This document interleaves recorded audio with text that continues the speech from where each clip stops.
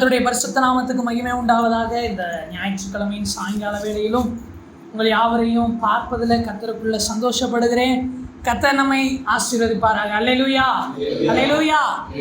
நாம் தொடர்ந்து கிறிஸ்து இயேசுவை குறித்து தியானித்துட்டு இருக்கிறோம். கடந்த நாட்களில் பழைய ஏற்பாட்டில் கிறிஸ்து எப்படி வெளிப்பட்டார் என்பதை நாம் தியானித்தோம்.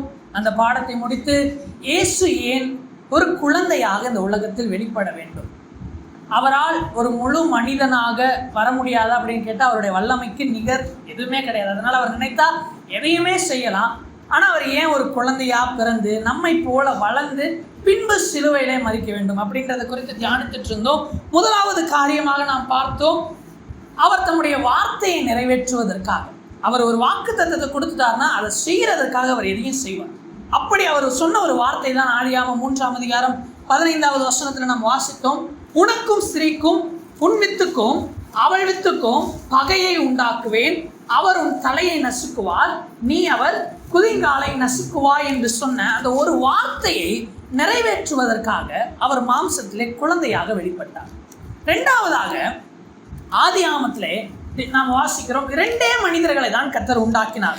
ஒன்று ஆதாம், மற்றொன்று ஏவாள். இவர்களிலிருந்து தான் சகல சந்ததியும் கர்த்தர் உலகத்திலே உண்டாக்கி இருக்கிறார். இப்படி அவர் உண்டாக்கின அந்த முதல் மனிதர்களே எதுல விழுந்துட்டாங்க? பாவத்துல விழுந்துட்டாங்க. இப்போ ஆதாமை குறித்து வேதம் சொல்கிறது, அவன் தேவனுடைய குமாரன். அப்போ உலகத்துல இப்போ பேச்சு எப்படி வந்துருச்சு? தேவனுடைய குமாரன் எதுல விழுந்துட்டாரு? பாவத்துல விழுந்துட்டாரு. இப்போ இந்த பேரை மாற்றணும், இந்த தீமையான மொழி சொல்லை நன்மையாய் மாற்றுவதற்காக கிறிஸ்து உலகத்திலே குழந்தையாக வந்தார். அவரை தேவனுடைய குமாரன் என்று நாம் அழைத்தோம். அவர் சகலத்திலும் தம்மை கீழ்ப்படுத்தி அவர் இந்த பாவ உலகத்தை பரிசுத்த உலகமாக மாற்றுவதற்கு ஒரு வழியாக வந்து போனார். இப்போ எப்படி பேர் வந்துருச்சு? தேவனுடைய குமாரன் எப்படிப்பட்டவர்? பரிசுத்தமானவர் என்கிற பெயரை கர்த்தர் மாற்றி இப்படி அவர் குழந்தையாக பிறந்து இப்படி செய்தார். மூன்றாவது காரியத்திற்கு நேராக நாம் கடந்து போக போகிறோம். ஏன் கிறிஸ்து குழந்தையாக பிறக்க வேண்டும்? அவர் குழந்தையாய் வருவதன் நோக்கம் என்ன? இது ஏதோ எதிர்ச்சியாக நடந்தது கிடையாது. இதற்கு பின்னாடி ஆழமான சத்தியங்கள் உண்டு. அதில் மூன்றாவது காரியத்தை நாம் பார்க்க போகிறோம். எடுத்துக்கொள்வோம் ஏசாயா தீர்க்கதரிசன புஸ்தகம், அதனுடைய 7வது அதிகாரம். ஏசாயா தீர்க்கதரிசன புஸ்தகம் அதனுடைய 7வது அதிகாரம், அதனுடைய 14வது வசனம். நம்ம எல்லாருக்கும் ரொம்ப பரிச்சயமான வசனம். இந்த வசனம் தெரியாத கிறிஸ்தவங்களே இருக்க மாட்டோம்னு சொல்லுவோம். அப்படிப்பட்ட ஒரு வசனம். அதான் என்ன வசனம் என்றால் வாசிக்கலாம். ஆதலால் ஆண்டவர் தாமே உங்களுக்கு ஒரு அடையாளத்தை கொடுப்பார், இதோ ஒரு கன்னிகை கர்ப்பவதியாகி ஒரு குமாரனை பெறுவாள், அவருக்கு இம்மானுவேல் என்று பெயரிடுவாள். இப்போ இங்க யாரை குறித்து எழுதப்பட்டிருக்கிறது? கிறிஸ்துவின் பிறப்பை குறித்து. ஒரு கன்னிகை கர்ப்பவதியாகி ஒரு குமாரனை பெறுவாள், அவருக்கு இம்மானுவேல் என்று பெயரிடுவாள் அப்படின்றது. இதுக்கு முன்னாடி ஒரு வார்த்தையை சொல்லுகிறாரு, ஆதலால் ஆண்டவர் தாமே உங்களுக்கு ஒரு அடையாளத்தை கொடுப்பார். இந்த கிறிஸ்து குழந்தையாய் பிறப்பது என்னவா? ஒரு அடையாளம். இது ஏதோ எதர்ச்சியாக நடந்ததோ தற்செயலாக ஏற்பட்ட ஒரு காரியமோ கிடையாது. மூன்றாவது தான் நாம் தியானிக்க போகிறது. கிறிஸ்து ஏன் குழந்தையாக பிறந்தார் என்றால் இது ஒரு அடையாளம். என்னது? அடையாளம். இப்போ அடையாளம் அப்படின்னா எதற்கு அடையாளங்களை தரும்? அடையாளம் எதற்காக கர்த்தர் தரணும்? அதை தான் நாம் இன்றைக்கு தியானிக்க போகிறோம். இந்த அடையாளத்தின் ரகசியம் என்ன? எதற்காக கிறிஸ்துவின் பிறப்பு ஒரு அடையாளமாக இருக்கிறது? 4 காரியங்களை இன்று உங்களோடு பேச விரும்புகிறேன். எதற்கு அடையாளம்? அடையாளம் எதற்காக கொடுக்கப்படுகிறது? முதலாவது காரியத்திற்கு நேராக கடந்து போவோம். ஆதியாகமம் 9வது அதிகாரம் அதனுடைய 13வது வசனத்தை வாசிப்போம். ஆதியாகமம் 9:13. நான் என் வில்லை மேகத்தில் வைத்தேன், அது எனக்கும் பூமிக்கும் உண்டான உடன்படிக்கைக்கு அடையாளமா இருக்கும். அடையாளம் எதற்காக ஆண்டவர் தருவார் என்றால், முதலாவது அடையாளம் எதற்கானது என்றால் ஒரு உடன்படிக்கை ஏற்படுகிறது என்கிறதற்கு ஒரு அத்தாட்சி தான் என்னது? அடையாளம். ஒருத்தவங்க இன்னொருத்தவங்களோட ஒரு உடன்படிக்கை, ஒரு ஒப்பந்தம் பண்ணுகிறாங்க அப்படின்னா அந்த ஒப்பந்தத்துக்கு ஒரு அத்தாட்சி தான் என்னது? அடையாளம். அப்போ கிறிஸ்துவின் பிறப்பு, அவர் குழந்தையாய் வந்தது ஒரு உடன்படிக்கைக்கான அடையாளம். எந்த உடன்படிக்கைக்கான அடையாளம்? வாசிப்போம். எரேமியா தீர்க்கதரிசன புஸ்தகம் 31வது அதிகாரம் அதனுடைய 31வது வசனம். எரேமியா தீர்க்கதரிசன புஸ்தகம். இதோ நாட்கள் வரும் என்று கர்த்தர் சொல்கிறார். இதோ நாட்கள் வரும் என்று கர்த்தர் சொல்லுகிறார். அப்பொழுது இஸ்ரவேல் குடும்பத்தோடும் யூதா குடும்பத்தோடும் புது உடன்படிக்கை பண்ணுவேன். இப்ப கிறிஸ்து பிறக்கிறாரு, ஒரு குழந்தையா பிறக்கிறாரு. இது எதற்கான அடையாளம் தெரியுமா? பழைய உடன்படிக்கை முடிந்து ஒரு புதிய உடன்படிக்கை துவங்குகிறதற்கு கிறிஸ்துவின் பிறப்பு என்னது? ஒரு அடையாளம். ஏன் பழைய உடன்படிக்கை முடியணும்? ஏன் பழைய உடன்படிக்கை முடியணும்? யாராச்சும் ஒருத்தவங்க சொல்லுங்க பாப்போம். பழைய உடன்படிக்கை ஏன் முடிய வேண்டும்?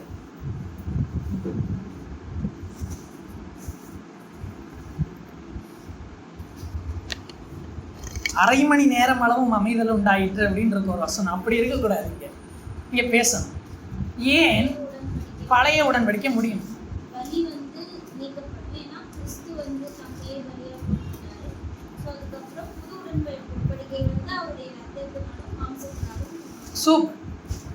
பழைய உடன்படிக்கை என்பது என்ன, அதை நம்ம தெரிஞ்சுப்போம். அப்பதான் புது உடன்படிக்கை என்ன. கொலோசியர் 2வது அதிகாரம் அதனுடைய 16-17வது வசனம்.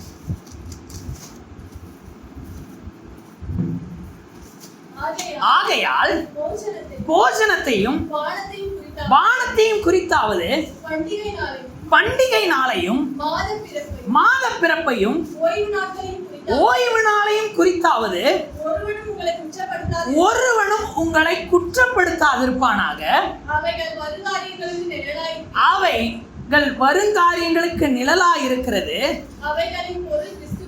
அவைகளின் பொருள் கிறிஸ்துவை பற்றினது. இந்த பழைய ஏற்பாடு முழுக்க நான் ஏற்கனவே உங்களிடத்துல சொன்னது போல பழைய ஏற்பாடு எதை பற்றினது?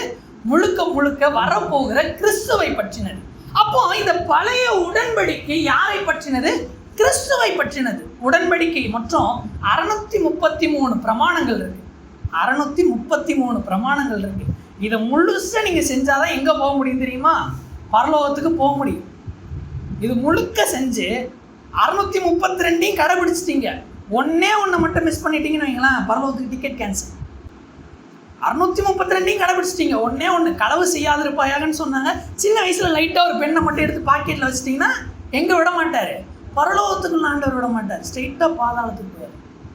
ஒன்றுல குறைபட்டால் முற்றிலும் இப்படிப்பட்டது இந்த பழைய ஏற்பாட்டு பிரமாணம். அது ஏன் ஆண்டவர் ஒழித்தார் என்றால் அது கிறிஸ்துவால் மாத்திரம்தான் நிறைவேற்ற முடியும்.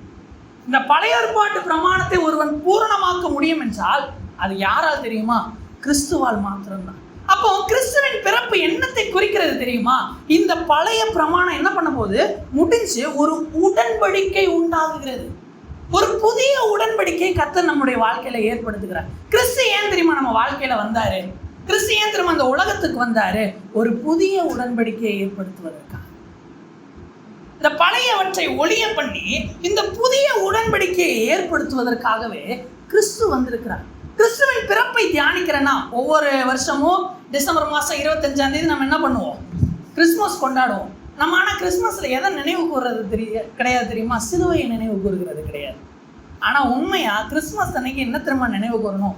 சிலுவையை நினைவு கூறணும். அதனால தான் ஒரு அழகாக ஒரு மீம் இருக்கும். அந்த கிறிஸ்மஸ்க்கு ஒரு பூச்செண்டு வைப்பாங்க. அதை வைத்து இந்த பக்கம் தலைமையில வைக்கிற முச்செடியை வச்சு this season for this reason போட்டிருப்பாங்க. அதை நம்ம புரிந்து கொள்ளணும். கிறிஸ்து ஏன் பிறந்தார் என்றால் புதிய உடன்படிக்கையை ஏற்படுத்துவதற்காக. இப்ப இந்த புதிய உடன்படிக்கையை குறித்து சில காரியங்களை சொல்லிவிட்டு அடுத்து எந்த அடையாளம் எதற்காக குறிக்கப்பட்டிருக்கிறது என்பதை நாம் பார்ப்போம். எரேமியா 31ஆம் அதிகாரத்தில் தொடர்ந்து வாசிப்போம். அதனுடைய 32வது வசனம். நான் அவர்கள் பிதாக்களை எகிப்து தேசத்திலிருந்து அழைத்து வர கைப்பிடித்த நாளிலே அவர்களோட பண்ணின உடன்படிக்கையின் படி அல்ல, ஏனெனில் நான் அவர்களுக்கு நாயகராய் இருந்தோம் அந்த என் மீறி அவமாக்கி போட்டார்களே என்று கர்த்தர் சொல்லுகிறார். அந்நாட்களுக்கு பிற்பாடு நான் இஸ்ரவேல் குடும்பத்தோடு போகிற உடன்படிக்கையாவது, நான் என் நியாயப்பிரமாணத்தை அவர்கள் உள்ளத்திலே வைத்து அதை அவர்கள் இருதயத்திலே எழுதி, நான் அவர்கள் தேவனாயிருப்பேன், அவர்கள் என் ஜனமாயிருப்பார்கள் என்று கர்த்தர் சொல்கிறார். இந்த புது உடன்படிக்கையின் ஆசீர்வாதம் என்ன தெரியுமா? அவர் நமக்கு தேவனாயிருப்பார். அல்லேலூயா. பழைய ஏற்பாட்டில் ஒரு சம்பவம் நடக்குது. சாமுவேல் தீர்க்கதரிசி நாட்கள்ல ஜனங்கள் என்ன பண்ணுகிறாங்க, எங்களுக்கு ஒரு ராஜா வேண்டும் என்றார்கள். இப்போ சாமுவேல் தீர்க்கதரிசிக்கு ரொம்ப துக்கம். இப்போ என்ன பண்ணிட்டாரு, மூளையில உட்காந்து ஓன்னு அழுகிறாரு. வயசான மனுஷன் இப்போ என்ன பண்றாரு, ஓன்னு அழுதுகிட்டு இருக்கிறார். ஆண்டவர் வர்றாரு. ஆண்டவர் வந்து கேட்கிறாரு, ஏன் நீ துக்கப்படுற? அவர்கள் உன்னை தள்ள என்னை தள்ளினாங்க. என்ன தள்ளிட்டாங்க? நான் வேணான்னு சொல்லிட்டாங்கப்பா. உடனே ஆண்டவர் அப்படியே அவர்களை விட்டுட்டு போகல. நல்லா புரிஞ்சுக்கோங்க, இதுதான் ஆண்டவருக்கும் மனுஷனுக்கும் ஒரு வித்தியாசம். கிறிஸ்துவின் அடையாளம் என்னவென்றால், கிறிஸ்து நம்மை தள்ளிவிடவில்லை. இஸ்ரவேல் ஜனங்கள் முரட்டாட்டம் உள்ள ஜனங்கள், இருதய கடினம் உள்ள ஜனங்கள். இவங்க என்ன பண்ணுகிறாங்க, அந்த பழைய உடன்படிக்கையை கர்த்தர் பார்த்து பார்த்து வேதம் சொல்லுகிறது, மோசேயை 2 கல்லை எடுத்துட்டு வாடான்னு சொல்லிட்டு அவரே என்ன பண்ணாரா, தம்முடைய கையால் எழுதி கொடுத்த உடன்படிக்கையை இவர்கள் வேண்டாம் என்று தள்ளினாங்க. அதற்குன்னு உடனே ஆண்டவர் தள்ளிவிடல. கிறிஸ்துவின் பிறப்பு எதை திரும்ப காண்பிக்குது? நம்ம அவரை விட்டு மீறி போனாலும் அவர் நம்மை ஒருபோதும் கைவிடாதவராக இருக்கிறார். அல்லேலூயா. ஒருபோதும் கைவிடலைங்க. இந்த இஸ்ரவேல் ஜனங்க பழைய உடன்படிக்கையை மீறிட்டாங்கன்னு ஆண்டவர் விட்டுட்டு போல என்ன திரும்ப பண்ணாரு, புது உடன்படிக்கையை உருவாக்குறார். இது கஷ்டமா இருக்காப்பா, சரி நான் அதை ஏத்துக்கிறேன். இந்த பாடுகளை நான் என் மேல ஏத்துக்கிறேன். நான் இதை நிறைவேற்றுகிறேன். நான் நிறைவேற்றி என்ன பண்ணுகிறேன், ஒரு புதிய உடன்படிக்கையை தருகிறேன். வேதம் சொல்கிறது, ஏசு அழகா சொல்கிறாரு, உங்க பாரத்தை எல்லாம் கொண்டு வந்து என் மேல வச்சிருங்க, என் பாரத்தை எடுத்துக்கோங்க. அது எப்படி இருக்கா, லகுவாயும் மெதுவாயும் இருக்கிறது. நம்ம பாரம்லாம் எப்படி தெரியுமா இருக்கு, சுமையாயும் கஷ்டமாயும் இருக்கிறதெல்லாம் ஆண்டவர் என்ன தெரியுமா பண்றாரு, அதெல்லாம் என்கிட்ட கொடுத்துருங்க, என் தோல்ல நான் ஏற்றுக்கிறேன், நான் என் பாரத்தை தரேன். அது எப்படி தெரியுமா இருக்கும், பஞ்சை போல இருக்கிறது.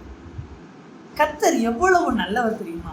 அவர் இந்த உலகத்திற்கு பிறந்தது எதை தெரியுமா காண்பிக்கிறது, அவர் நம் மீது பாராட்டின தயவை காண்பிக்கிறது. அல்லேலூயா. இந்த புது உடன்படிக்கை எதை நமக்கு செய்கிறது தெரியுமா? முதலாவது, அதனுடைய 36வது வசனத்தை வாசிப்போம். இந்த நியமங்கள் எனக்கு முன்பாக இல்லாதபடிக்கு ஒளிந்து போனால், அப்பொழுது இஸ்ரவேல் சந்ததியோ எனக்கு முன்பாக என்றென்றைக்கும் ஒரு ஜாதியாயிராதபடிக்கு அற்று போகும் என்று கர்த்தர் சொல்கிறார். ஆண்டவர் என்ன தெரியுமா சொல்றாரு, இந்த புது உடன்படிக்கை ஒளியும்னா, இந்த புது உடன்படிக்கை அழிஞ்சு போகும்னா, இஸ்ரவேல் ஜனமும் என்ன பண்ணும், அழிஞ்சு போகும்.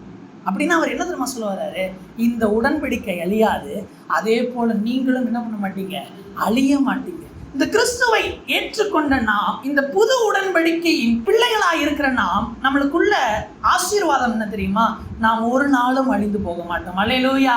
கிறிஸ்து எதற்காக பிறந்தார் தெரியுமா? இந்த உடன்படிக்கையை உருவாக்க, நாம் அழிந்து போகாதிருக்க. மரணம்தான் வேதம் சொல்கிறது, பரிகரிக்கப்பட்ட கடைசி சத்துரு யாருவா, மரணம் என்று சொல்கிறது. இந்த உலகத்தை ஆட்டி படைச்சதே எது தெரியுமா, மரணம் தான். மனுஷன் எதற்கு பயப்படுகிறானோ இல்லையோ, எதற்கு பயப்படுவான், மரணத்திற்கு பயப்படுவான். ஆவுன்னு ஆடினவன்லாம் கடைசி காலத்துல படுக்கும் பொழுது சாவை பார்த்து பயப்படுவான். பயப்படாதவங்க கண்ணில் கூட எந்த பயத்தை பார்க்கலாம் தெரியுமா, சாவு பயத்தை பார்க்கலாம். ஆனா கிறிஸ்து ஏன் தெரியுமா குழந்தையாக வந்தார், நாம் ஒளிந்து போவதில்லை என்பதற்காக. அல்லேலூயா. நாம் இந்த மரணத்தை கண்டு பயப்பட வேண்டிய அவசியம் இல்லை. இந்த புது உடன்படிக்கை, இந்த கிறிஸ்து என்கிற இந்த சத்தியம் இந்த உலகத்துல இருக்கும் கால வரைக்கும் அதை நம்புகிற நாமும் இருப்போம். அல்லேலூயா. அதுதான் நமக்கு இருக்கிற ஆசீர்வாதம். கிறிஸ்து எத்தனை நாட்கள் இருப்பாரோ அத்தனை நாட்களும் கிறிஸ்துவை நம்புகிற நாமும் இருப்போம். அவர் ஆதியும் அந்தமுமா இருக்கிறது போல நாமும் அந்த வரைக்கும் இருப்போம். அல்லேலூயா. இந்த புது உடன்படிக்கையின் ஆசீர்வாதம் என்ன? 37வது வசனத்தை வாசிப்போம்.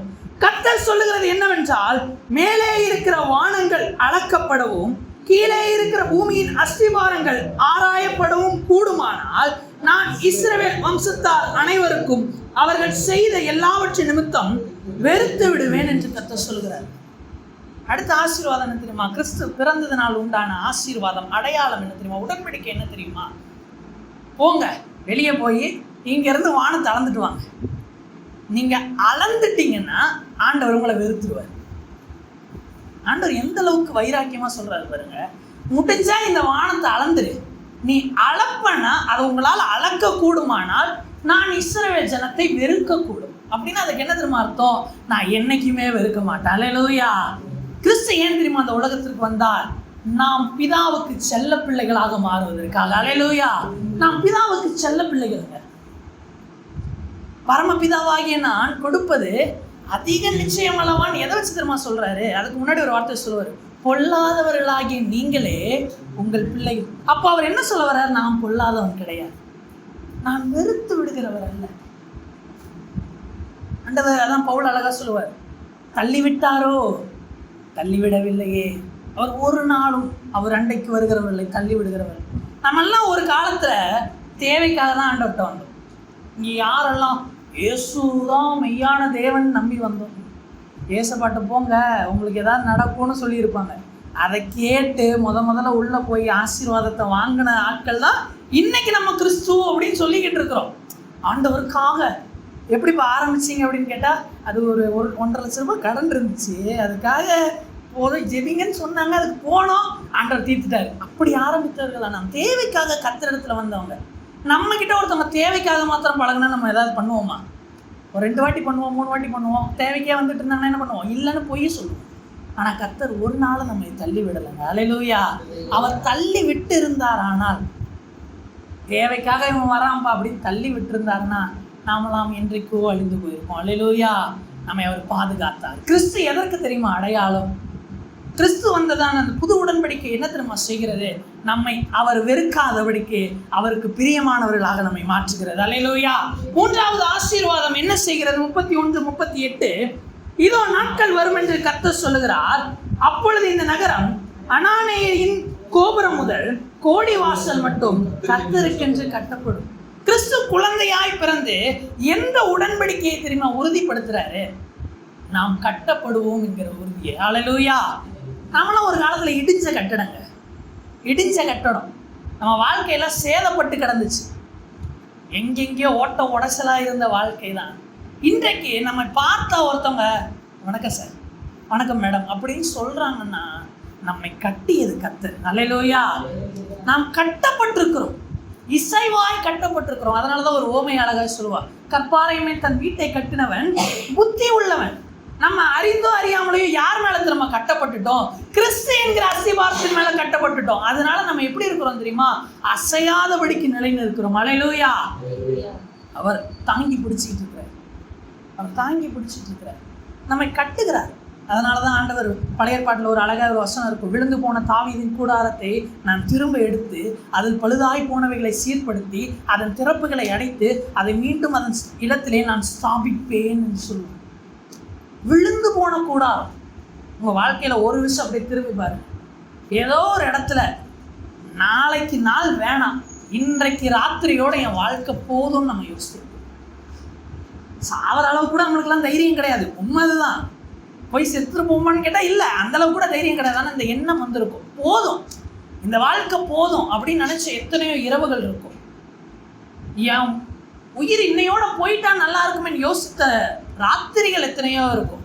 ஆனால் இன்றைக்கும் நாம் அசையாமல் நிலைத்திருக்கிறோம் என்றால் நம்மை கட்டியது அவர் கரம். அல்லேலூயா. நம்மை கட்டியது அவர். இதுதான் கிறிஸ்து காண்பித்து கொடுக்கிறார். கிறிஸ்து வந்ததன் நோக்கம் உடன்படிக்கை என்ன தெரியுமா? நம்மை கட்டுவதற்காக.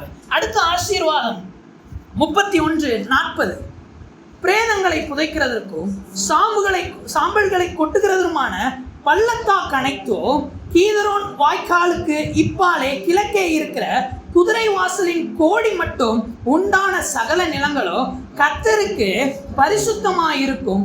அது அப்புறம் அது என்றென்றைக்கோ பிடுங்கப்படுவதில்லை, இடிக்கப்படுவதில்லை. 5வது ஆசீர்வாதம் என்ன தெரியுமா? புது உடன்படிக்கையின் ஆசீர்வாதம், நாம் பிடுங்கப்படுவதில்லை. அல்லேலூயா.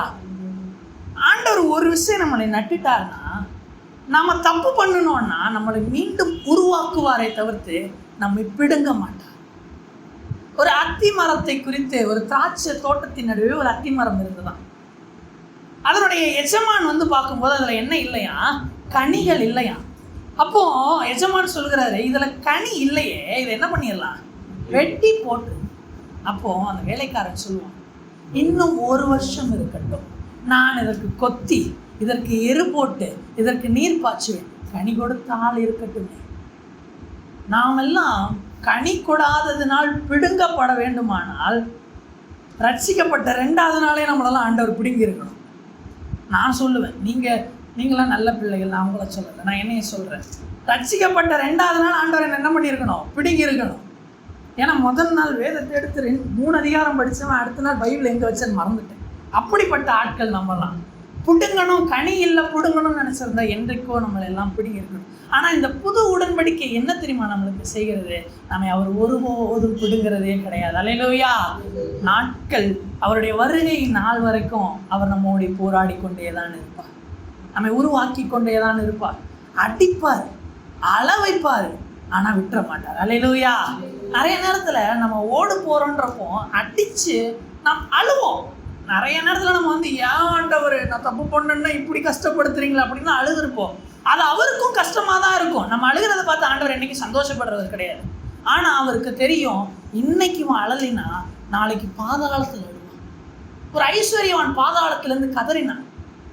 ஆபிரகாம், தகப்பனே, அந்த லாசர் கையில் 1 சொட்டு தண்ணி எடுத்து என் நாக்கில் வைக்க சொல்லுங்க. நம்ம ஆண்டவர் என்ன தெரியுமா நம்மளை பார்த்து, இவன் அப்படி அழுதக்கூடாது, அவன் இன்னைக்கு அழட்டும், எவ்வளோ வேணாம். நம்ம குழந்தைங்களை ஹாஸ்பிட்டல் கூட்டிகிட்டு போகிறப்போ வேக்சினேஷன் போடுவோம். குத்தும் போது குழந்தை சிரிக்குமா? ஐயே அம்மா ஊசி கொடுக்குறாங்க, என்றைக்குமே சிரிக்காது, அழும். ஆனால் நம்ம ஏன் பொறுத்துக்கிறோம்? நமக்கு தெரியும், பிற்காலத்தில் என் பிள்ளைக்கு நல்லது நடக்கணும்னா, உடலில் எந்த பாதிப்பு வரக்கூடாதுன்னா இன்னைக்கு இந்த அழுகை என் பிள்ளைக்கு தேவை. கிறிஸ்து நம்ம என்றைக்கும் பிடுங்கவே மாட்டான், அவன் அடிப்பான். ஏன்னா வேதம் சொல்லுகிறது, பிரம்பை கையாடாதவன் தன் மகனை பகைக்கிறான். உடம்புல கட்டுக்கட்டு அங்கங்க அடி வாங்கி வீங்கி இருக்குன்னா நாம் அதிகமாய் நேசிக்கப்படுகிறோம்னு அர்த்தம். அல்லேலூயா. இப்படி ஏற்றுக்கணும். நம்ம வாழ்க்கையில் அதிகமாக அடி விழுது ஆண்டவர்கிட்ட இருந்து, நாம் அவரால் அதிகமாய் நேசிக்கப்படுகிறோம்னு அர்த்தம். நம்ம வாழ்க்கையில் ஆண்டவர் எந்த தப்பு பண்ணாலும் நம்மளை அடிக்கவே இல்லையா, கொஞ்சம் நம்ம உஷாராக இருக்கணும். ஆண்டவர் நம்மளை கைவிட்டுட்டாருன்னு அர்த்தம். உண்மைங்க. நம்ம வாழ்க்கை ரொம்ப சுமூகமாக போகுது, நான் எல்லா தப்பும் பண்ணுறேன், ஆனால் என் வாழ்க்கையில் எதுவுமே ஆண்டவர் செய்யலை அப்படின்னா நம்ம ஏதோ விஷயத்தில் கர்த்தரை விட்டு தூரமாக போயிட்டோம், இல்லை கர்த்தர் நம்மளை பார்க்காம நம்மளை மறந்துட்டாருன்னு அர்த்தம். நம்ம தப்பு பண்ணும்போது நம்மளுக்கு அடி விழுதா, நமக்கு ஒரு நம்பிக்கை வந்துடணும். என்ன தெரியுமா? என் ஆண்டவர் என் கூடயே இருக்கிறார், என்னை விட மாட்டார். ஏன்னா நம்மளாம் மாம்சம், நாம் பலவீனப்படுகிறோம், நாம் தவறுகிறோம், நம்மால் பரிசுத்தமாக நிற்க முடியாது. நம்மை நிறுத்துகிறவர் கர்த்தர். அல்லேலூயா. அதனுடைய 6வது ஆசீர்வாதம் இதே வசனத்துல கடைசி வார்த்தை இப்படி எழுதப்பட்டிருக்கோ, இடிக்கப்படுவதில்லை. இடிக்கப்படுவதில்லை. நம்மளுக்கு இந்த புது உடன்படிக்கையின் ஆசீர்வாதம் என்ன தெரியுமா? கட்டிட்டாரு, நம்மளை என்னைக்கும் இடிக்க மாட்டார். அல்லேலூயா. நம்மளை பழுதா போச்சா அதை சரிப்படுத்துவார், சீர்படுத்துவார். நம்மளை சீர்படுத்தி, ஸ்திரப்படுத்தி, பலப்படுத்தி, முடிவிலே நம்மளை நிலைநிறுக்க பண்ணுவார். அதுதான் கிறிஸ்துவின் அன்பு. கிறிஸ்து ஏன் குழந்தையாக இந்த உலகத்தில் வரணும் தெரியுமா? இந்த உடன்படிக்கையை உறுதிப்படுத்துவதற்காக. இதற்கு அத்தாட்சியாக தான் அவர் குழந்தையா பிறக்கிறார். ஏன்னா நல்லா யோசிச்சு பாருங்க, இப்போ நீங்கள் ஒரு லேண்டு வாங்குறீங்க, 10 ரூபா பத்திரத்தில் கையெழுத்து போட விடுவாங்களா? குறைஞ்சது என்ன பண்ணுவாங்க? 500 ரூபா பத்திரமாச்சு வாங்கணும். ஏன்? அந்த லேண்டோட வேல்யூ அப்படிப்பட்டது. இப்போ கர்த்தர் உண்டாக்க போகிற உடன்படிக்கையோட வேல்யூ இப்படி இருக்கிறனால அதற்கான அடையாளம் அவ்வளவு ஸ்ட்ராங்கா இருக்கணும்னு நினைச்சாரு. அதனாலதான் ஆண்டவர் என்னவா பிறந்தார் தெரியுமா? குழந்தையா பிறந்தார். குழந்தையா ஏன் பிறக்கணும்? சும்மா ஆண்டவர் எதையும் போற போக்குல செய்கிறவர் இல்லை, அதற்குள்ளாக ஆழங்களை வைத்திருக்கிறார். அவர் குழந்தையாய் வந்தது ஒரு அடையாளம். எதற்கு? இந்த மிகப்பெரிய இந்த உடன்படிக்கை உறுதிப்படுத்துவதற்காக. அல்லேலூயா. இதை நம்ம தெரிந்து கொள்ளணும். இதே இந்த உடன்படிக்கையை குறித்து இங்கே வெளிப்படுத்தின விசேஷத்திலையும் வாசிக்கலாம். இந்த அடையாளத்தை குறித்து அதனுடைய 12வது அதிகாரம் 1வது வசனம். அன்றியும் ஒரு பெரிய அடையாளம் வானத்திலே காணப்பட்டது. என்ன அடையாளமா? பெரிய அடையாளம். சும்மா சின்ன அடையாளம் இல்லை, பெரிய அடையாளம். ஏன்?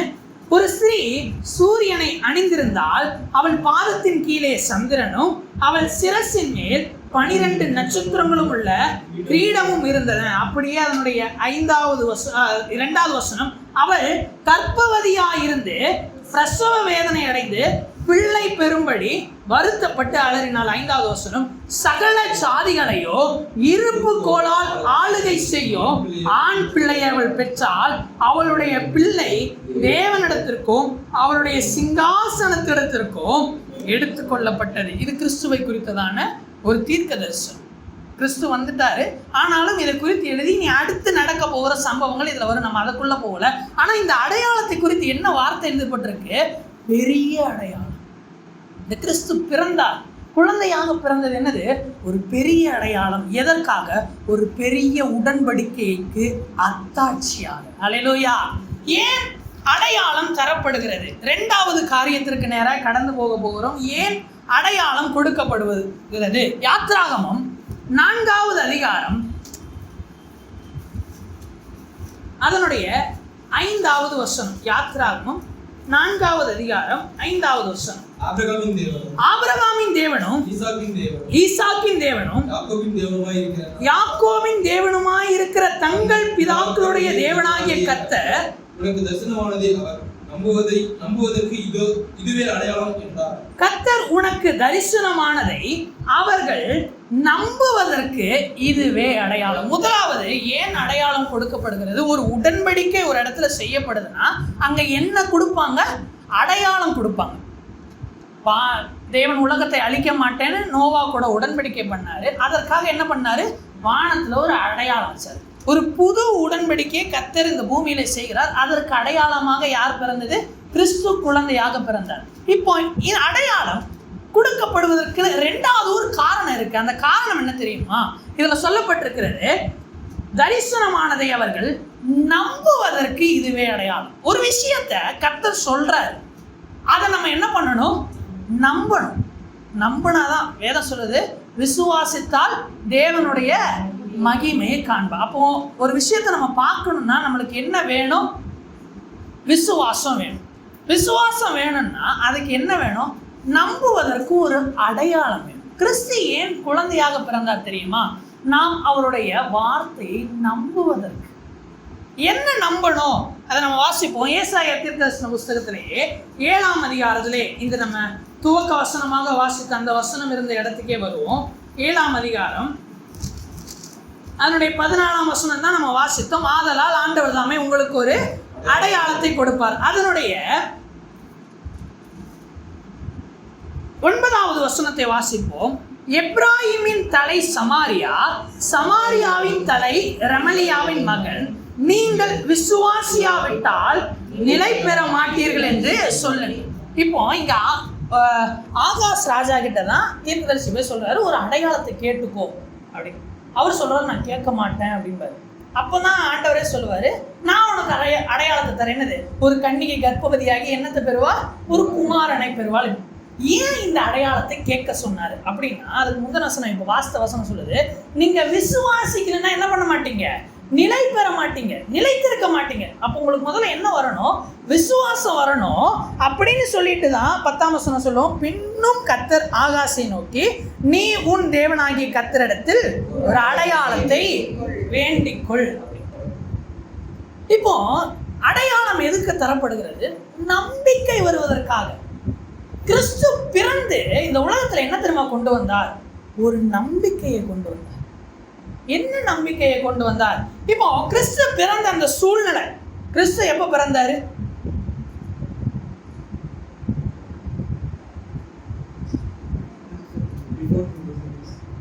ரெண்டாயிரத்தி 25 ஆண்டுகளுக்கு முன்பதாக பிறந்தார் என்று நாம் நம்புகிறோம். அதை வைத்துதான் உலகத்தை நம்ம என்ன கேலண்டரை நம்ம பிரிச்சிருக்கோம். பிஃபோர் கிரைஸ்ட், ஆஃப்டர் கிரைஸ்ட், ஆனோ டோமினி அப்படின்னு நம்ம பிரிச்சிருக்கிறோம். அதை வச்சு நம்ம கணக்குப்படி அவர் பிறந்ததை 2025 ஆண்டுகளுக்கு. இந்த மல்கியா தீர்க்கதரிசன புஸ்தகம், பழைய ஏற்பாட்டில் கடைசி புஸ்தகம் என்னது? மல்கியா தீர்க்க. இந்த மல்கியா தீர்க்கதரிசன புஸ்தகத்துக்கும் இயேசு பிறக்கிறதுக்கும் இடையில மொத்தம் 400 வருஷம். எத்தனை வருஷம்? 400 வருஷம். இந்த 400 வருஷத்துக்கு ஒரு பேர் இருக்கு, என்ன தெரியுமா? இருண்ட காலம்னு ஒரு பேர் இருக்கு. இருண்ட காலம்னு ஒரு பேர் இருக்கு. அதனாலதான் நம்ம வாசித்தோம் என்றால் ஏசாயா தீர்க்கதரிசன புஸ்தகம் 9வது அதிகாரம் அதனுடைய 2வது வசனம், இருளில் நடக்கிற ஜனங்கள் பெரிய வெளிச்சத்தை கண்டார்கள், மரண இருளின் தேசத்தில் குடியிருந்தவர்களில் மேல் வெளிச்சம் பிரகாசித்தது. கிறிஸ்து பிறப்பை குறித்ததான இன்னொரு தீர்க்கதரிசனம் இதனுடைய 6வது வசனத்துல இருக்கும். நமக்கு ஒரு பாலகன் பிறந்தார், நமக்கு ஒரு குமாரன் கொடுக்கப்பட்டால், கர்த்தத்துவம் ஒரு தோளின் மேல் இருக்கும், அவர் நாமம் அதிசயமானவர், ஆலோசனை கர்த்தா, வல்லமை உள்ள தேவன், நித்திய பிதா, சமாதான பிரபு. இப்போ கிறிஸ்துவின் பிறப்பை குறித்து சொல்லும் பொழுது தீர்க்கதரிசி இப்படியாக எழுதுகிறார், இருளில் நடந்த ஜனங்கள் பெரிய வெளிச்சத்துக்கு. அப்போ இயேசு பிறக்கிற காலம் எப்படி இருந்துச்சு? ஒரு இருள் நிறைந்த காலம். இயேசு வருகிறதுக்கு முன்னாடி உலகம் எப்படி இருந்தது? இருள் நிறைந்திருந்தது. 2வது அந்த இருளை குறித்து எழுதப்படும் பொழுது அது கீழே அதே வசனத்துல இருக்கும், மரண இருளின் தேசத்தில். அப்போ அந்த இருள் எப்படி இருந்துச்சு? மரண இருள். ஒருத்தவங்க மறிக்கிறாங்கன்னா நீங்க கேட்டிருக்கலாம், அறிந்திருக்கலாம், பார்த்துருக்கலாம், உங்க கண் அப்படியே கொஞ்சம் கொஞ்சமா இருண்டுட்டு வரும். ஒருத்தவங்க மறிக்கிற தருவாய்க்கு வரும் பொழுது உங்க கண்கள் என்ன ஆகும்? இருண்டு அடைய ஆரம்பிக்கும். அந்த இருளை குறித்து சொல்லப்படுகிறது கருப்பு கிடையாதான். அதற்கு என்னென்ன தெரியும்? இப்போ நீங்கள் கண்ணை மூடுறீங்க, கண்ணை மூடினா உங்களுக்கு கருப்பாலாம் தெரியாது, அது என்னன்னே தெரியாது. ஒன்றுமே இல்லாத ஒரு நிலை தான் நம் கண்ணை மூடும் போது இருக்கும். அப்போ அந்த இருள் போன்ற ஒரு சூழ்நிலையில தான் இயேசு பிறக்கிற நாட்களில் ஜனங்கள் இருந்தாங்க. அப்போ இயேசு பிறப்பை குறித்து வேதம் என்ன சொல்கிறது? அவர் எப்படி வந்தாராம்? ஒரு வெளிச்சமாக வந்தாராம். அதே இது யோவானுடைய தகப்பனாகிய சகரியா இப்படியாக சொல்லுவார். லூக்கா எழுதின சுவிசேஷம் அதனுடைய 1வது அதிகாரம் 79வது வசனம். லூக்கா எழுதின சுவிசேஷம் 1வது அதிகாரம் 79வது வசனம். நம்முடைய கால்களை சமாதானத்தின் வழியிலே நடத்தவோ உன்னதத்திலிருந்து தோன்றிய அருணோதயம் நம்மை சந்தித்ததுக்கு. இயேசு பிறப்பை எப்படி சொல்றாரு? அருணோதயம். அருணோதயம்னா என்னது? சூரியன் என்ன பண்றது? உதிச்சு வர்றது. அதை தான் என்ன சொல்லுவோம்? அருணோதயம் அப்படின்னு சொல்லுவோம். அப்போ இயேசு பிறப்பு எப்படி இருக்கா? அருணோதயம். சூரியன் உதிச்சு வந்தா எப்படி இருக்குமோ அப்படி இருக்கிறது.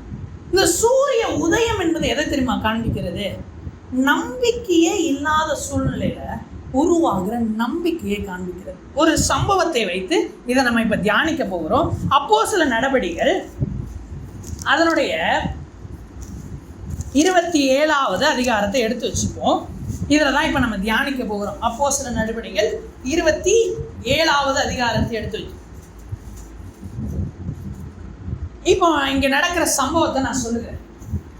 இப்போ பவுலோடு கூட சேர்ந்து பலரை இன்னொரு இடத்துக்கு கூட்டிட்டு போகணும். அடிமைகளாக கூட்டிட்டு போறாங்க, கைது பண்ணியிருக்கிறாங்க, கூட்டிட்டு போறாங்க. இப்போ கூட்டிட்டு போற நேரத்தில் என்ன ஆகுது? பவுல் ஒரு இடத்துல சொல்றாரு, நம்ம போவேணாம், போனா நம்மளுக்கு ஆபத்து நேரிடும் அப்படின்னு சொல்றாரு. ஆனா கேட்கல. ஏன்னா இவர் யாரு? அடிமை. அவங்கெல்லாம் யாரு? போர் வீரர்கள், ராஜாவோட அதிகாரம் உள்ளவர்கள். அவங்கெல்லாம் அடிமையோட பேச்சை கேட்கணும் அவசியம் இல்லை.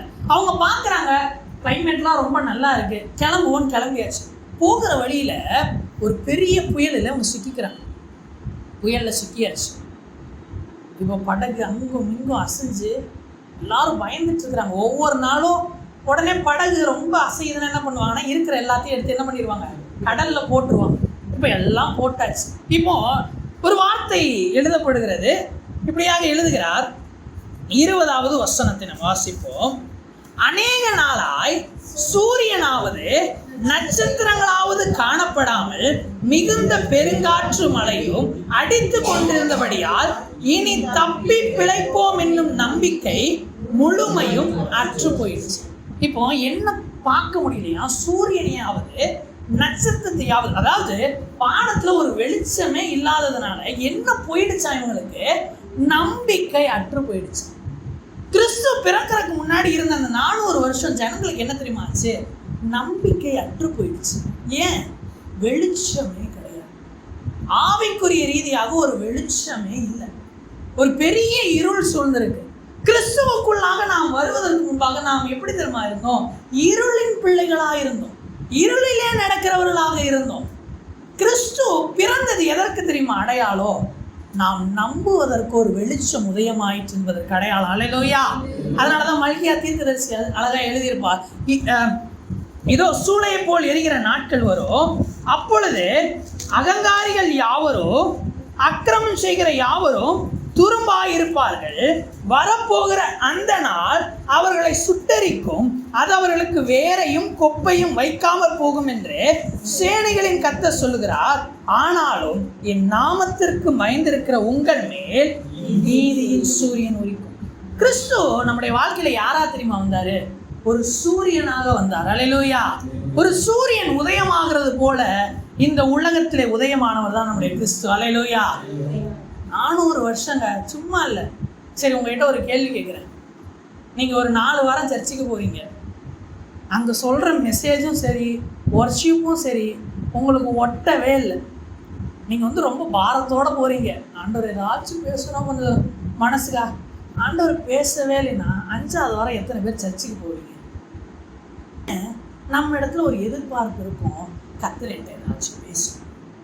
கர்த்தர் பேசாமல் நம்ம சபைக்கு போகிறதுல என்ன கிடையாது, பிரோஜனம் கிடையாது. போகிறதே எதற்கு? அவருடைய பிரசனத்தை உணர்கிறதற்காகலாம். ஆராதிக்கிறாங்க, எல்லாரும் அந்நிய பாஷையில் நிறைகிறாங்க, நம்மளுக்கு கூட வர மாட்டேங்குது அப்படின்னா நம்மளுக்கு எப்படி இருக்கும்? இப்போ இப்படி தான் ஜனங்கள் வாழ்ந்துட்டு இருந்தாங்க. அப்போ தான் திடீர்னு நம்ப முடியாத ஒரு காரியம் நடக்கிறது.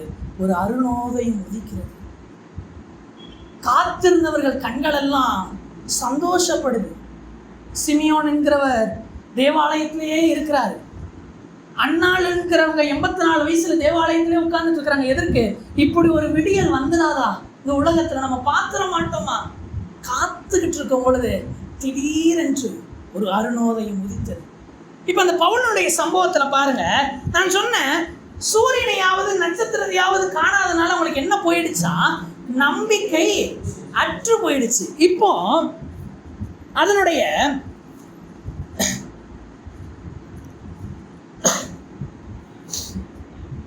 29வது வசனத்தை வாசிப்போம். பாறை இடுக்கங்களில் விழுவோம் என்று பயந்து பின்னணியில் இருந்து 4 நங்கூரங்களை போட்டு பொழுது எப்பொழுது விடியுமோ என்று இருந்தார். இப்போ எதிர்பார்ப்பு என்ன ஆயிடுச்சு? பொழுது விடிஞ்சிடாதா, பொழுது விடிஞ்சிடாதா. நம்ம இந்த உலகத்துல வாழ்ந்துகிட்டு இருந்த நாட்கள்ல நம்மை அறியாமலே நமக்குள்ள ஒரு ஏக்கம் இருக்கும், நமக்கு ஒரு நல்லது நடந்துராதா, ஏதாச்சும் ஒரு நல்ல காரியம் நடந்துராதா. இந்த உலகத்துல இன்றும் எதிர்பார்க்கிறாங்க. நீங்க உலகத்துல இருக்க யாரை வேணா போய் கேளுங்க, நல்ல பணக்காரங்களை கூட போய் கேளுங்க, ஏதோ ஒரு குறைய அவங்க இருதயத்துல வச்சுக்கிட்டே இருப்பாங்க. என்ன குறையுது நம்மளுக்கு தெரியாது. ஆனா அவங்கள்ட்ட கேட்டீங்கன்னா நீங்க நிம்மதியா இருக்கிறீங்களான்னு கேட்டா எல்லாம் இருக்கு, ஆனா இன்னும் என்ன இல்லை, நிம்மதியே இல்லை. ஆனா நம்மளெல்லாம் பாருங்க, நாளைக்கு செலவு பண்றதுக்கு பாக்கெட்ல 10 பைசா இருக்கு. ஆனா சர்ச்சில் வந்துட்டு அல்லேலூயா ஓசன்னா நம்ம நல்லா பாடுவோம். ஆனா ஏதோ உலகத்தார் கையில லட்சங்கள் இருக்கும், ஆனா நாளை தினத்தை குறித்து அவங்களுக்கு என்ன இருக்கும், ஒரு பயம் இருக்கும். ஏன் தெரியுமா? நம்ம இடத்துல இருக்கிறவர் பெரியவர். அல்லேலூயா. நம்ம ஏன் சந்தோஷமா இருக்கிறோம்னா நமக்குள்ள இருக்கிறவர் பெரியவர். அவங்கெல்லாம் ஏன் தெரியுமா சந்தோஷமா இல்லை? அவங்க இன்னும் இந்த அருணோதயத்தை அடையலை. இப்போ இவங்க எதற்கு காத்திருக்கிறாங்க? பொழுது விடியுமான்னு காத்துக்கிட்டு இருக்கிறாங்க. அதனுடைய 33வது வசனத்திலிருந்து வாசிப்போம். பொழுது விடிகையில் எல்லாரும் போஜனம் பண்ணும்படி பவுல் அவர்களுக்கு தைரியம் சொல்லி, நீங்கள் இன்று 14 நாளாய் ஒன்றும் சாப்பிடாமல் பட்டினியாய் இருக்கிறீர்கள், ஆகையால் போஜனம் பண்ணும்படி உங்களை வேண்டிக் கொள்கிறேன். நீங்கள் தப்பி பிழைப்பதற்கு அது உதவியா இருக்கும். உங்கள் தலையிலிருந்து ஒரு மயிரும் விழாது என்றான். இப்படி சொல்லி அப்பத்தை எடுத்து எல்லாருக்கும் முன்பாக தேவனை ஸ்தோத்திரித்து அதை பிட்டு புசிக்க தொடங்கினார். அப்பொழுது எல்லாரும் திடப்பட்டு புசித்தார்கள். எப்போ தெரியுமா அவங்க சாப்பிட்டாங்க? பொழுது விடிஞ்சோம். அல்லேலூயா. நம்மெல்லாம் ஏன் தெரியுமா இன்னைக்கு சந்தோஷமாய் சாப்பிட்றோம்? நம்ம வாழ்க்கையிலலாம் பொழுது விடிஞ்சிருக்கு. அல்லேலூயா, அல்லேலூயா. கிறிஸ்து ஏன் குழந்தையாக வந்தார் தெரியுமா? இந்த நம்பிக்கையை கொடுக்கறதுக்கு. இவங்களுக்கெல்லாம் ஒரு காலத்தில் ஒரு நம்பிக்கை இல்லை. என்ன தெரியுமா? நம்ம கண்டிப்பாக என்ன ஆக போகிறோம்? செத்து போயிடுவோம். கண்டிப்பாக என்ன ஆயிரும்? செத்து போயிடுவோம். இப்போ இங்கே நம்பிக்கை சாப்பிட்றாங்கல்ல, காப்பாற்றப்பட்டுட்டாங்களா? இல்லை, அதே கடல்ல தான் இருக்கிறாங்க, அதே பிரச்சனையில தான் இருக்கிறாங்க. பிரச்சனை இன்னும் மாறலை, இன்னும் ஒரு கரையில் சேரலை, பாதுகாப்பான இடத்துக்குலாம் வரல. இன்னும் அதே கடல்ல தான் இருக்கிறாங்க. இன்னும் போட்டு அங்கங்கே உடஞ்சி போகுமா போகாதன்ற நிலைமையில தான் இருக்கிறாங்க. ஆனால் எந்த தைரியத்தில் சாப்பிட்றாங்க? பொழுது விடிஞ்சிருச்சு. அல்லேலூயா. 14 நாளாக என்ன இல்லை, சூரியனையாவது நட்சத்திரத்தையாவது பார்க்கல. அதனால சாப்பிடல, செத்து போயிடுவோம் அப்படின்னு நினைச்சாங்க. ஆனா இன்றைக்கு சூழ்நிலை மாறல, ஆனாலும் சந்தோஷமா ஏன் தெரியுமா இருக்கிறாங்க? பொழுது விடிஞ்சிருச்சு. அல்லேலூயா. கிறிஸ்து ஏன் இந்த உலகத்திற்கு வந்தா தெரியுமா? இந்த நம்பிக்கையை தருவதற்கு.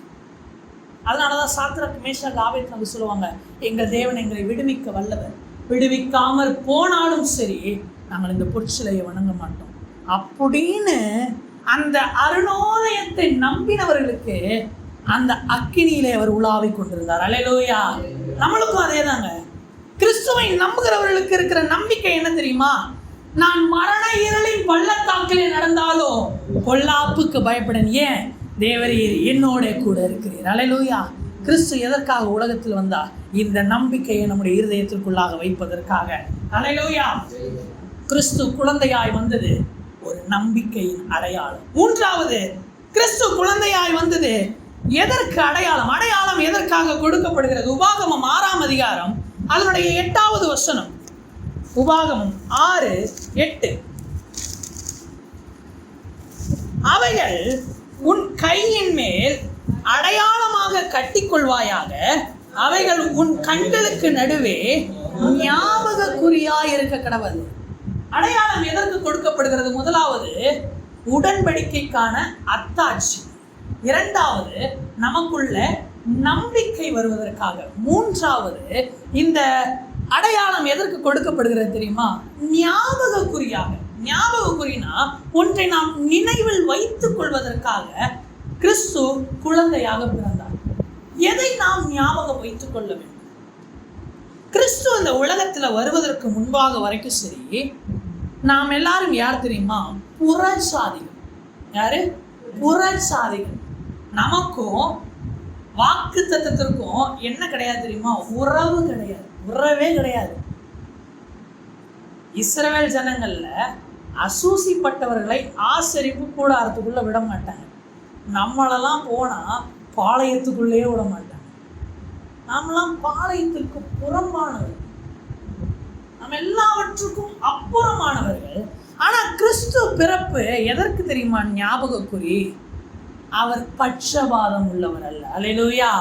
அவர் ஒருவனை நேசித்து மற்றொருவனை வெறுத்து தள்ளுகிறவர் அல்ல. அவர் இந்த உலகத்தை சமமாக பார்க்கிறார். அல்லேலூயா. அவர் மனிதர்களை எல்லாரையும் சமமா பார்க்கிறதுனாலதான் அவர் என்னவா வந்தார் தெரியுமா? மனிதனா வந்தார். தாழ்வும் பார்க்க மாட்டார் என்பதற்கு ஒரு ஞாபக கூறியது தெரியுமா? அவர் இந்த உலகத்திலே குழந்தையாக பிறந்தது. நம்மை போல பிறந்தார், நம்மை போல வளர்ந்தார், நம்மை போல நடந்தார், நம்மை போல பேசினார், நம்மை போல அழுதார், நம்மை போல பசியா இருந்தார், நம்ம போல இருந்தாருங்க. நம்ம என்னென்னலாம் அனுபவிப்போமோ எல்லாவற்றுக்கும் அவருக்கு சூழ்நிலை இருந்தது. தகுதியானதை மாத்திரம் அவர் அனுபவித்து ஒரு மாதிரியை வைத்து போயிருக்கிறார்.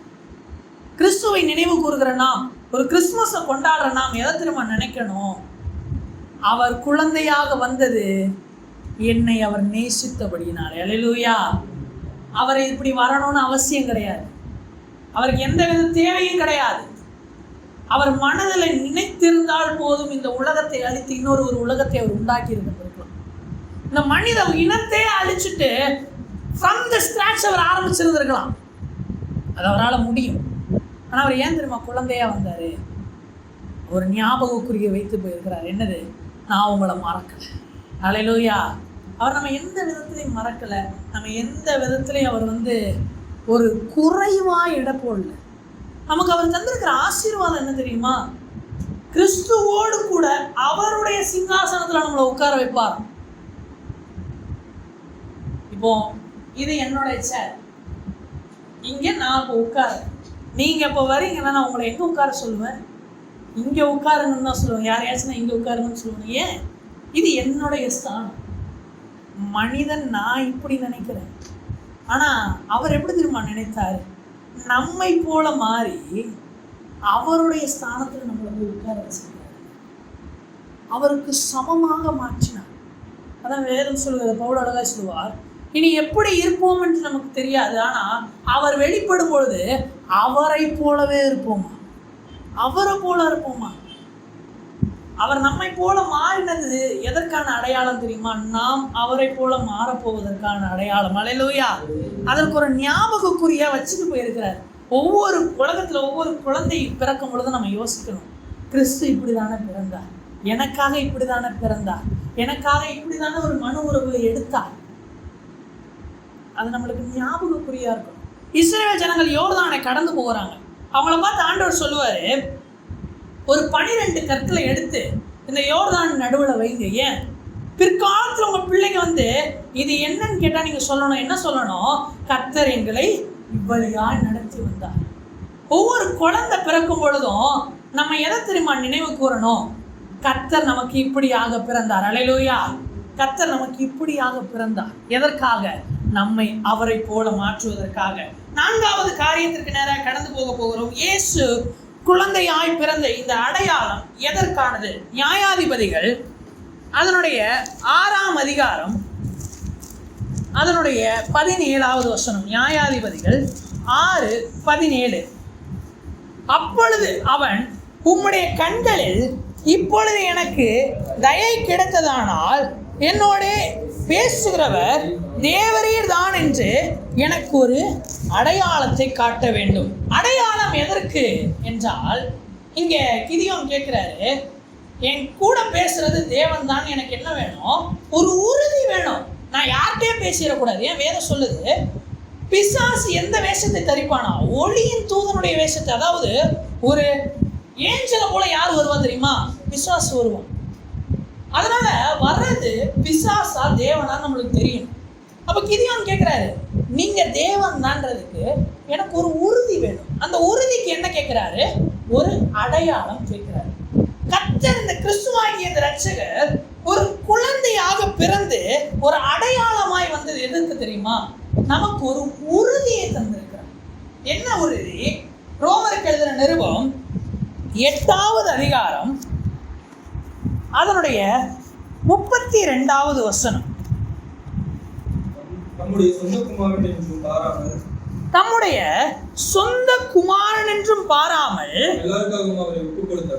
நாம் எல்லாருக்காகவும் அவரை ஒப்பு கொடுத்தவர், அவரோட கூட மற்ற எல்லாவற்றையும் நமக்கு அருளாதிருப்பது எப்படி? கிறிஸ்து குழந்தையாய் பிறந்த இந்த அடையாளம் எதற்கு தெரியுமா? பிதா நமக்கு ஒரு உறுதியை தரார். என்ன தெரியுமா? நான் என் குமாரனே என்ன பண்ணிட்டேன்? உங்களுக்கு கொடுத்துட்டேன். நான் என் குமாரனே உங்களுக்கு கொடுத்துட்டேன்னா மற்ற எல்லா ஆசீர்வாதங்களையும் நான் உங்களுக்கு தராம இருப்பேன். அல்லேலூயா. இப்போ நான் என் உயிரை ஒருத்தவங்களுக்கு கொடுக்கணும்னு நினைச்சிட்டேன்னு வச்சுக்கோங்க. என் உயிரை நான் ஒருத்தவங்களுக்காக கொடுக்கணும். என்கிட்ட 1 லட்ச ரூபாய் இருக்கு, அதை நான் கொடுக்க மாட்டேன். என் உயிரையே நான் கொடுக்குறேன்றேன். இந்த 1 லட்சம் எனக்கு. கிறிஸ்து குழந்தையாய் வந்தது எதற்கு தெரியுமா? ஒரு உறுதியை தராரு. என்னது? நான் என்னையே முழுசா உங்களுக்கு கொடுக்குறேன்னா ஆசீர்வாதத்தை நம்மளுக்கு தர மாட்டேன். அல்லேலூயா. நிறைய நேரங்களில் நம்மளுக்குள்ள ஒரு சந்தேகம் வரும், என்ன? தேவனை நான் ஆசீர்வதிக்க மாட்டோம். சங்கீதத்தில் ஒரு அழகான ஒரு சங்கீதம் இருக்கிறது. 76வது சங்கீதத்தை எடுத்துக்கொள்வோம். 77வது சங்கீதம், மன்னிக்கவும், 77வது சங்கீதம். இந்த சங்கீதத்தை எழுதினது யாருன்னா ஆசாப் என்கிற ஒரு சங்கீதக்காரன் எழுதுகிறார். அதனுடைய 7வது வசனத்திலிருந்து 9வது வசனம் வரைக்கும் வாசிக்க போகிறோம். ஆண்டவர் நித்திய காலமாய் தள்ளி விடுவாரோ, இனி ஒருபோதும் தயை செய்யாதிருப்பாரோ, அவருடைய கிருபை முற்றிலும் அற்று போயிற்றோ, வாக்குத்தத்தமானது தலைமுறை தலைமுறைக்கும் ஒளிந்து போயிற்றோ, தேவன் இரக்கம் செய்ய மறந்தாரோ, கோபத்தினாலே தமது உருக்கமான இரக்கங்களை அடைத்து கொண்டாரோ என்றேன். இப்போ அப்படியே இன்னொரு சங்கீதத்தை வாசிக்க போகிறோம். 85வது சங்கீதம். இந்த சங்கீதம் யாருடைய சங்கீதம் என்றால், கோராகு என்கிற ஒரு கூட்டத்தாரில் இருக்கிற புத்திரருடைய சங்கீதம். அதனுடைய 5வது வசனத்திலிருந்து வாசிப்போம்.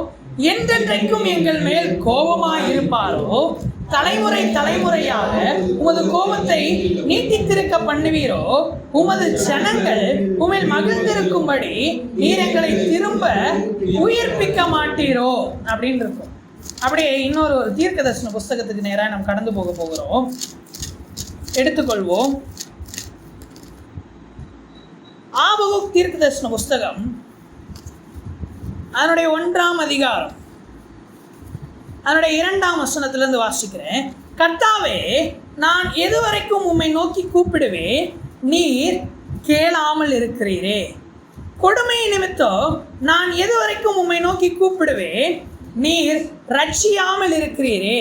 நீர் எனக்கு அக்கிரமத்தை காண்பித்து என்னை தீவினையை பார்க்க பண்ணுகிறது என்ன அப்படின்னு இருக்கும். அப்படியே அதனுடைய 12வது வசனம், கர்த்தாவே, நீர் பூர்வ காலம் முதல் என் தேவனும் என் பரிசுத்தமானவரும் அல்லவோ, நாங்கள் சாவதில்லை அப்படின்னு சொல்லிட்டு அதனுடைய 13வது வசனம், தீமையை பார்க்க மாட்டாத சுத்த கண்ணனே, அநியாயத்தை நோக்கி கொண்டிருக்க மாட்டீரே, பின்னை துரோகிகளை நீர் நோக்கி கொண்டிருக்கிறது என்ன? துன்மார்க்கன் தன்னை பார்க்கலும் நீதிமானை விழுங்கும் போது நீர் மௌனமாய் இருக்கிறது என்ன? இவங்க எல்லாரும் பெரிய பெரிய ஆட்கள். ஆபகுக்கு யார் ஆசாப் யார் தெரியுமா? ஆசாப் தீர்க்க சங்கீதக்காரன் யார் தெரியுமா? தாவீது நிறுத்தின சங்கீதக்காரர்கள்ல ஃபர்ஸ்ட் நிற்கிறார். அதாவது எல்லா பாட்டுக்காரங்களுக்கும் இவர் தான் யாரு? ஹெட்டு. இந்த கோராகின் புத்திரர்கள் இவங்க யார் தெரியுமா? ஒரு பெரிய கூட்டத்தார், லேவி கோத்திரம், கர்த்தரை பாடுகிற கூட்டத்தார். இந்த ஆபகுக்கு யார் தெரியுமா? ஒரு பெரிய தீர்க்கதரிசி, கர்த்தருடைய நியாய தீர்ப்புகளை குறித்து பேசுகிற தீர்க்கதரிசி. ஆனா இவங்க எல்லாருக்குள்ளேயும் என்ன தெரியுமா வந்துச்சு? கேள்வி வந்துச்சு. எல்லாருக்குள்ளேயும் என்ன தெரியுமா வந்துச்சு? கேள்வி வந்துச்சு. ஒரு சூழ்நிலைக்குள்ள போகும் பொழுது, ஒரு பாடுகளுக்குள்ள போகும் பொழுது என்ன தெரியுமா வரும்? கேள்வி வரும். இல்லைன்னு சொல்ல முடியாது. இயேசுவை சொந்த ரட்சகராக தானே நம்ம ஏற்றுக்கொண்டோம். பிதா குமாரன் பரிசுத்தாவின் நாமத்தினால தானே ஞானஸ்நானம் எடுத்தோம். ஆனால் ஒரு கஷ்டம் வரப்போ, ஆண்டவரே நீங்கள் உண்மையாகவே இருக்கிறீங்களா நம்ம கேட்டதே இல்லையா? இதயத்தில் கேட்டு சொல்கிறோம்ல. ஆனால் இந்த கிறிஸ்து குழந்தையாய் வந்து என்ன தெரியுமா சொல்ல வராரு? உனக்கு ஒரு உறுதியை தரம்பா. என்ன தெரியுமா? என்னையே தந்தவர், நான் மற்ற எல்லாவற்றையும் தராமல் இருக்கணும். அல்லேலூயா, அல்லேலூயா. என்னையே தந்துட்டேன், இதுக்கு மேல தரதுக்கு என்கிட்ட ஒன்றும் இல்லை. அதை தந்த நான் மற்ற எல்லாவற்றையும் தராது இருப்பேனும்.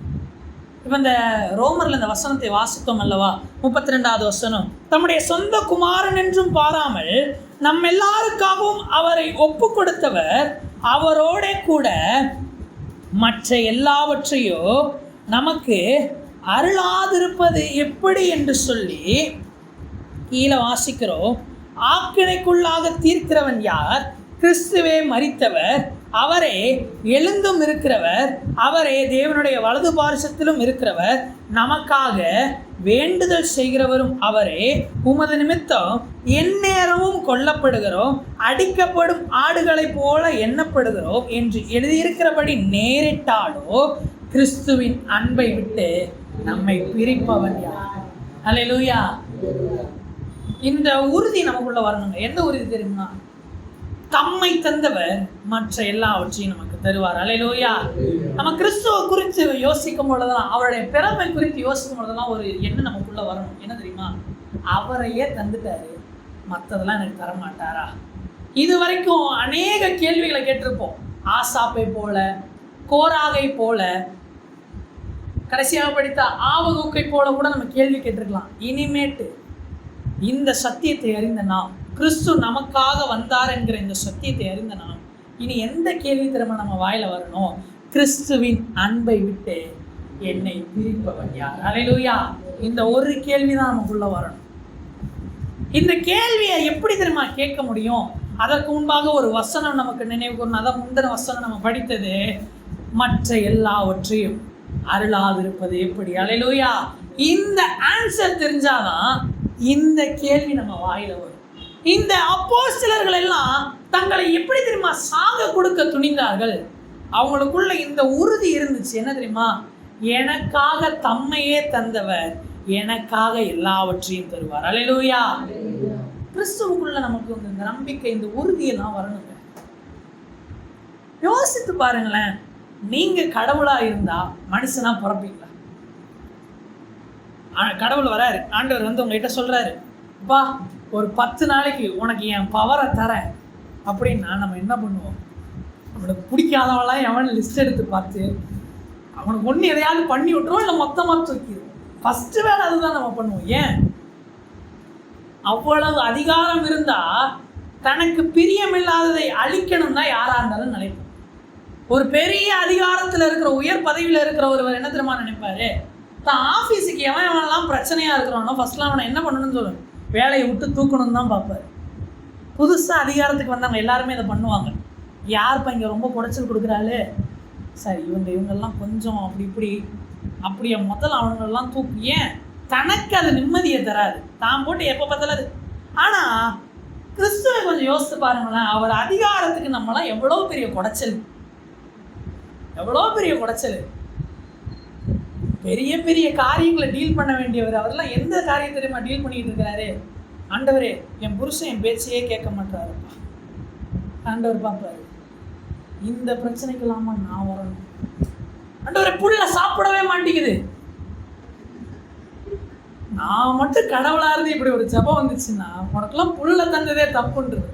ஆனால் அவர் சகலவற்றை பொறுமையோடு ஏற்றுக்கொண்டு சின்ன சின்ன ஜபத்துக்கும் நம்மளுக்கு பதில் தருவாங்க. ஏன்? அவர் எக்ஸ்ட்ரீமாக காட்டிட்டாருங்க, அவரையே தந்துட்டாரு. இதுக்கப்புறம் இதெல்லாம் செய்யாமல் இருப்பார். அவர் சொல்றாரு, நான் என்னையே தந்துட்டேன், இவைகளெல்லாவற்றையும் செய்யாமல்.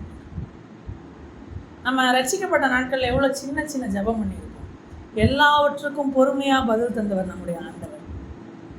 அவர் எதை தெரியுமா காண்பிக்கிறார்? நம் மீது வைத்திருக்கிற அன்பை காண்பிக்கிறார். அல்லேலூயா.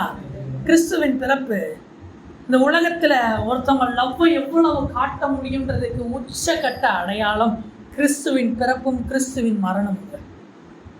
ஒருத்தவங்களை நேசிக்கிறாங்க, அதான் வேதத்தில் அழகாக நீதிமொழிகள் எழுதியிருக்கோம். ஒருவனுக்காக தன் ஜீவனை கொடுக்குற நேசத்திலும் பெரிய நேசம் எதுவுமே கிடையாது. அதை இருக்கிறதுலே பக்காவாக பண்ணது யார் தெரியுமா? நம்முடைய கர்த்தர் தான். அல்லேலூயா. ஏன்னா யாருமே அப்படியே இலவசமாய் உயிரை கொடுக்க மாட்டோம். ஏதாச்சும் என்ன இருக்கும், அதில் ஒரு சுயநலம் இல்லாமல் நம்ம என்ன பண்ண மாட்டோம், கொடுக்க மாட்டோம். ஹார்ட் டிரான்ஸ்பிளான்ட்லாம் பண்ணுறாங்க, டோனர்ஸ்லாம் வராங்க, சும்மா தந்தாங்களா? இல்லை, நான் செத்து போக போகிறேன், அதனால் என்ன பண்ணட்டும், என் உறுப்பாச்சும் இந்த உலகத்தில் எப்படியாச்சும் என்னவா இருக்கட்டும், உயிரோடு இருக்கட்டும். அதுலேயும் ஒரு சுயநலம் இருக்குது. அதிகபட்சமான பொது நலங்கள்லேயும் சுயநலம் இருக்கும் பொழுது சுயநலமே இல்லாமல் ஒரு காரியம் இந்த உலகத்தில் நடந்தது என்றால் அது இந்த கிறிஸ்து நமக்காக பிறந்ததுங்க. இந்த கிறிஸ்துவின் பிறப்பு ஒரு அடையாளம். எதற்கான அடையாளம்? அவர் நம்மோடு ஏற்படுத்தின உடன்படிக்கைக்கான அடையாளம். இருளாக இருக்கிற நம்முடைய வாழ்க்கையில ஒரு விடியல் இருப்பது என்பதற்கான ஒரு நம்பிக்கையின் அடையாளம். நாம் வாழ்கிற இந்த வாழ்க்கை யாரோ ஒருவருடைய வாழ்க்கை, ஒரு இஸ்ரவேல் என்கிற ஒரு கூட்டத்தோடைய வாழ்க்கை. அதை நமக்காக கொடுத்திருக்கிறார் என்கிற ஒரு ஞாபகத்திற்கான ஒரு அடையாளம் இந்த கிறிஸ்துவின் பிறப்பு. கடைசியாக, என்னையே தந்த நான் உனக்கு மற்ற எல்லா ஆசீர்வாதங்களையும் தரமாட்டேனோ என்கிற ஒரு உறுதிப்பாட்டின் அடையாளம் இந்த கிறிஸ்துவின் பிறப்பு. ஒரே ஒரு சம்பவத்தை சொல்லி நான் முடிக்கிறேன். ஆதியாகமம் 4வது அதிகாரம்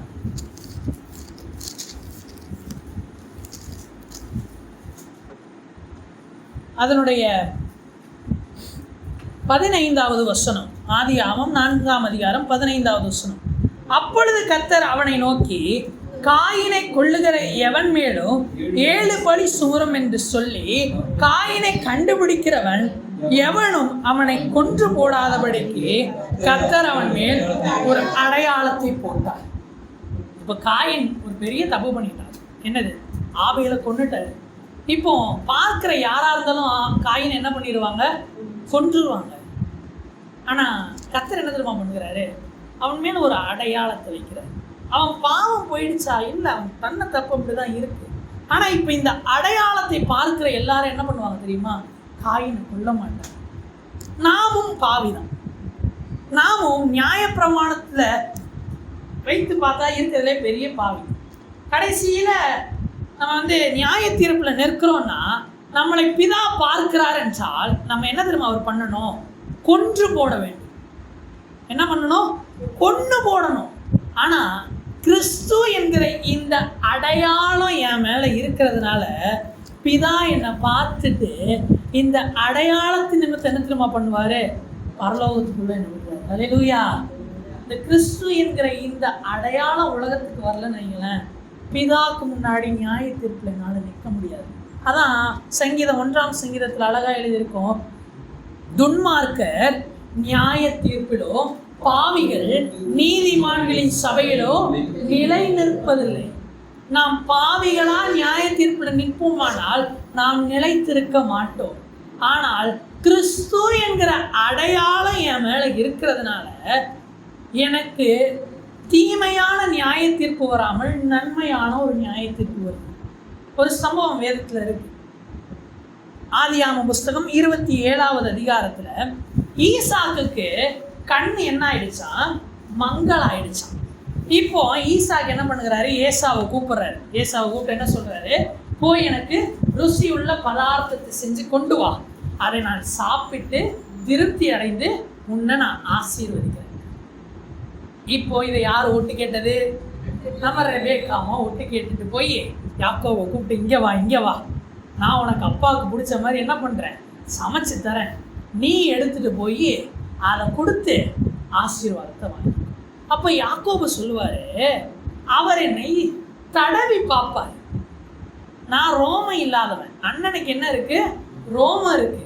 என்னை தடவி பார்த்து அவர் என்னை யாக்கோபுன்னு கண்டுபிடிச்சிட்டா என்னை ஆசீர்வதிக்க மாட்டார். என்ன பண்ணிடுவாரு? சபிச்சிருவார். உடனே ரெபேக்காமா என்ன பண்ணுவாங்க? ஏசாவோட உடையை எடுத்து போட்டு எங்கெங்கெல்லாம் பேட்ச் ஒர்க் இருக்கோ எல்லா இடத்துலையும் ஆட்டுத்தோலை எடுத்து கட்டி அனுப்பி விட்டுருவாங்க. உள்ளே போனோடனே அப்பா கேட்பாரு, பாப்பா அதுக்குள்ளே வந்துட்டியா? ஆமாம். அதுக்குள்ளே உனக்கு கிடச்சிருச்சா வேட்டையாடுறதுக்கு மிருகம்? கத்தர் அகப்பட பண்ணினாரு. நம்மால் எவ்வளோ தெளிவாக பேசுகிறாரு பாரு. கத்தர் அப்படியாப்பா, கிட்ட வா, தடவி பார்ப்போம். கிட்ட போனால் தடவி பார்த்துட்டு, குரலோ யாக்கோபின் குரல், வாசனையோ ஏசாவின் வாசனை, ரோமமோ ஏசாவின் ரோமம் அப்படின்னு சொல்லிட்டு என்ன பண்ணிடுவார் தெரியுமா? ஆசீர்வதிச்சுவார். நம்ம எல்லாம் யாக்கோவுன்னு சொல்லிட்டு ஆண்டவர்கிட்ட போனோம்னு வைங்களேன், நம்மளை சபிக்கணும். ஆனால் நம்ம ஜெபிக்கும் போது ஒரு வார்த்தை சொல்லுவோம் கடைசி, என்ன தெரியுமா? இயேசுவின் நாமத்தில் கேட்குறோம் எங்கள் ஜீவனுள்ள நல்ல பிதாவே. ஏன் இயேசுவின் நாமத்தில் கேட்குறீங்க? ஏசா நாமத்தில் கேட்டாதான் ஈசா கிட்ட இருந்து என்ன கிடைக்கும்? ஆசீர்வாதம் கிடைக்கும். யாக்கோபு யாருடைய அடையாளத்தை தெரிச்சுட்டு அங்கே உள்ள போகிறான்? ஏசாவின் அடையாளத்தை தெரிச்சுட்டு உள்ள போகிறான். கிறிஸ்து வந்து அடையாளமானது எதற்கு தெரியுமா? அந்த அடையாளத்தை நம்ம தெரிஞ்சுக்கிட்டு யார்கிட்ட போகிறோம்? பிதா கிட்ட போகிறோம். பிதா கிட்ட போயிட்டு எனக்கு 1 லட்ச ரூபாய் கடன் இருக்கு தாங்க அப்படின்னா நான் ஏன்டா உனக்கு தரணும்? இயேசுவின் நாமத்தில். ஓ இயேசுவா? இயேசுக்கு நான் தருவேன். ஏன் இயேசு யாரு? என்னுடைய பிள்ளை. நம்ம யார உருவத்தை தரிச்சுக்கிட்டு போகிறோம் தெரியுமா? இயேசுவின் உருவத்தை தரிச்சுட்டு போகிறோம். கிறிஸ்து ஏன் குழந்தையாக வந்தார் தெரியுமா? இந்த அடையாளத்தை பரிசாக தந்திருக்கிறாரு. அல்லேலூயா. கிறிஸ்து மட்டும் நமக்கு அடையாளமாக வரலன்னு வைங்களேன், நம்மை பிதா சபித்திருப்பார். நம்ம போகும்போதெல்லாம் இயேசுவின் நாமத்தில் இயேசுவின் நாமத்தில்னு போகிறனால நாம் கேட்கிற எல்லாவற்றையும் அவர் நமக்கு தருகிறார். இதுவே கிறிஸ்துவினால் நம்மளுக்கு கிடைத்த பாக்கியம். அல்லேலூயா. கிறிஸ்து மட்டும் வரலன்னு வச்சுக்கோங்களேங்க, இந்த ஆசீர்வாதமே கிடையாதுங்க. இன்றைக்கு தைரியமாய் கிருபாசன தண்டையிலே நாம் வருகிறோம் என்றால் தம்முடைய உடலாகிய திரைச்சிலை அவர் கிழித்து மகா பரிசுத்த ஸ்தலத்திற்குள்ளாக நமக்காக முந்தி கடந்து போனார். அவர் மட்டும் அங்கே போகலன்னு வைங்களேன், இன்னைக்கு நம்ம இங்கே உட்கார முடியாதுங்க. இதெல்லாம் அவர் கிருபையாக தந்தது. இதற்காகவே அவர் குழந்தையாக பிறந்தார். இந்த குழந்தையாக பிறந்ததில் இன்னும் அநேக ரகசியங்கள் இருக்கிறது. மொத்தம் 7 ரகசியம். இதனோட 3 காரியம் முடித்திருக்கிறோம். இன்னும் 4 காரியம் இருக்குது. 3 இவ்வளோ பெரிதாக இருக்குன்னா இன்னும் 4 காரியங்கள் இருக்கிறது. இது உங்களுக்காக யூடியூப்பில் பதிவேற்றம் செய்யப்படும். புதிதாக வந்திருக்கிறவங்க இதனுடைய முந்தின காரியங்களை கேட்க விரும்பினால் நீங்கள் யூடியூப்பில் போய் பார்க்கலாம். உங்களுடைய நம்பரை நீங்கள் கொடுத்துட்டு போனீங்கன்னா வாட்ஸ்அப் குரூப்பில் ஆட் பண்ணி உங்களுக்கான அந்த பிளேலிஸ்ட்டோட லிங்க்கை நாங்கள் உங்களுக்கு தருகிறோம். கர்த்தர் உங்களை ஆசீர்வதிக்கட்டும். அப்படியே இருக்கிற இடங்களில் எழுந்து நின்று இந்த பாக்கியத்திற்காக நாம் தேவனை ஒரு விசை துதித்து நாம் செபித்து இந்த இடத்துல இருந்து கடந்து போக போகிறோம்.